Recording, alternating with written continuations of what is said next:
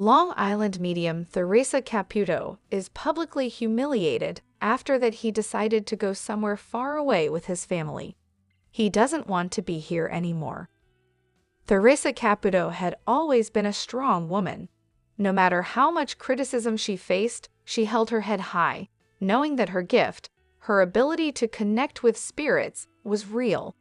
But this time, the humiliation was different. It wasn't just whispers behind her back or skeptical glances. It was public, brutal, and inescapable. It happened during a live event. She had been reading for an audience member when a group of hecklers interrupted. They accused her of being a fraud, shouting insults, calling her a liar in front of hundreds of people. Cameras flashed, recording every painful moment. The video spread like wildfire online, twisting her words, making her look like a joke. The media ran with it, headlines mocking her career, her life, everything she had built.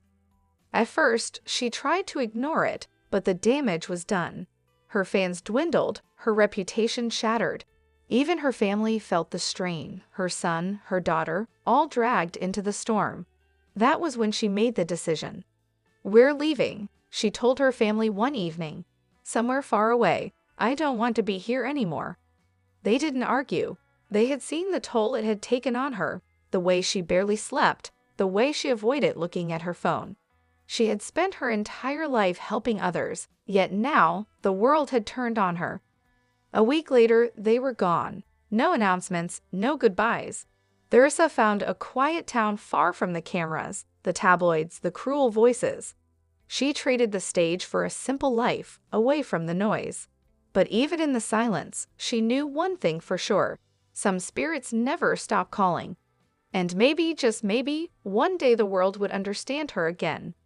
However, Natalie sat across from Theresa Caputo, hands clasped tightly together, her heart pounding in her chest. She had always been skeptical of mediums, but something inside her had pushed her to book this reading. Maybe it was the emptiness that never left, the lingering ache of loss that had followed her for years. Theresa adjusted her signature blonde hair and smiled warmly. "All right, honey, let's see who's coming through for you today." The room was quiet except for the distant hum of the air conditioner. Theresa's eyes fluttered shut for a moment, then popped open. "I'm feeling a strong maternal presence," she said. "Someone who wants to acknowledge a deep bond, but there's also grief here. Does that make sense?" Natalie's throat tightened.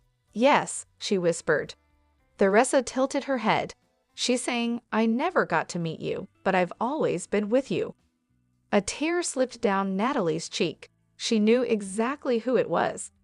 Theresa's expression softened. "Did you have a miscarriage, sweetheart?" Natalie let out a shaky breath. "I did. Almost 8 years ago. I never told many people." Theresa nodded. "She wants you to know she felt your love, even in those short moments. She says she saw the way you whispered to her, how you held your stomach, and dreamed of what life would be like together." Natalie's hands trembled. She had done that, talked to her unborn child, sang to her, imagined her future. Theresa smiled. "She's showing me butterflies. Do butterflies mean anything to you?" Natalie gasped. "I see butterflies everywhere. Every time I feel sad, one just appears out of nowhere." Theresa reached over and squeezed her hand. "That's her, honey. She's telling you she's still with you always." Natalie broke into quiet sobs, not out of sadness, but relief. For the first time in years, she felt at peace. However, Theresa Caputo sat quietly in the green room of the View, her hands resting on the armrests of her chair. The bright lights of the studio shone through the door as producers bustled around, preparing for her highly anticipated return to television. It had been years since Long Island Medium had ended, and Theresa had taken a step back from the public eye to focus on her family. But now, with her new show, Theresa Caputo, Raising Spirits, she was ready to step back into the world she had once ruled. This wasn't just about mediumship, it was about healing, helping those who had lost their way find peace, just as she had struggled to do after personal tragedies. As the makeup artist dabbed at her cheeks, she reflected on her journey. The past few years had been tumultuous: her ex-husband Larry's scandals, her daughter Victoria's struggles, and her own battles with loneliness. But through it all, she had discovered something new, a different way to connect with the spirit world. This show wasn't just about giving messages from the other side. It was about helping people heal their hearts, whether through spirit connections or simply through understanding their own pain. A producer signaled her it was time. Taking a deep breath, Theresa walked onto the set of The View, greeted by a thunderous round of applause. The hosts welcomed her warmly, eager to hear about her new show. "So, Theresa," Whoopi Goldberg asked with a knowing smile, "what made you decide to come back to TV?" Theresa chuckled. "Honestly, Spirit never really let me leave. I tried to take a break, but the messages kept coming. And with everything going on in the world, I felt like people needed more than just readings. They needed hope." She went on to explain how Raising Spirits would be different. It would feature not just individual readings, but also deep emotional journeys, helping families reconnect, guiding people through grief, and even exploring the mysteries of the afterlife in a way that had never been done before. The audience sat in rapt attention as Theresa described a case from the first episode: a young woman who had lost her mother and, in her grief, had stopped believing in anything.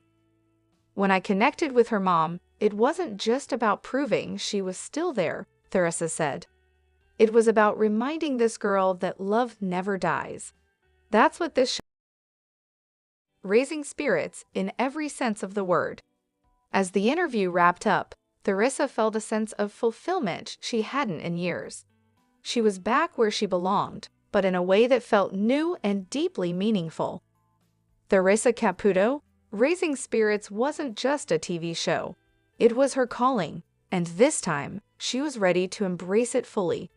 The spirits had spoken, and Theresa Caputo was listening. However, the bright lights of the Live with Kelly and Michael studio gleamed as the audience buzzed with excitement. Today's guest was none other than Long Island medium herself, Theresa Caputo. Known for her extraordinary gift of communicating with spirits, Theresa was expected to bring some shocking revelations to the show. As she walked onto the stage, her signature blonde hair and vibrant personality lit up the room. Kelly Ripa and Michael Strahan greeted her warmly, exchanging hugs before settling into their seats. "So, Theresa," Kelly began, "we've heard you have something special planned for today's show."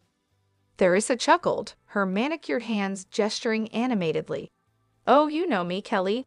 The spirits never let me rest. And let me tell you, someone in the audience has a message coming their way." The crowd gasped in anticipation. Michael leaned forward, intrigued. "Wait, you're getting something right now." Theresa closed her eyes for a moment, as if listening to an unseen presence. Then, suddenly, she pointed to a woman sitting in the third row. "You, sweetheart in the blue dress," Theresa called out. "Do you have a brother who passed?" The woman's eyes widened in shock as she nodded. "Yes, my brother David passed away 5 years ago." Theresa smiled warmly. "He's here with us now.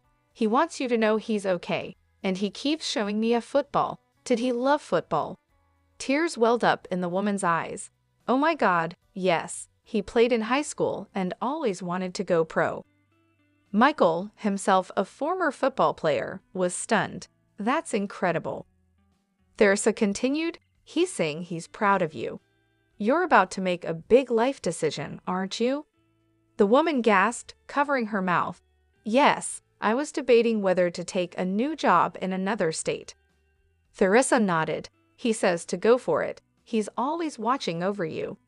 The audience erupted in applause, some wiping away tears. Even Kelly and Michael looked emotional. "You never fail to amaze us, Theresa," Kelly said. "This was truly an unforgettable moment." Theresa grinned. "It's not me, it's the spirits. They just use me to deliver their messages."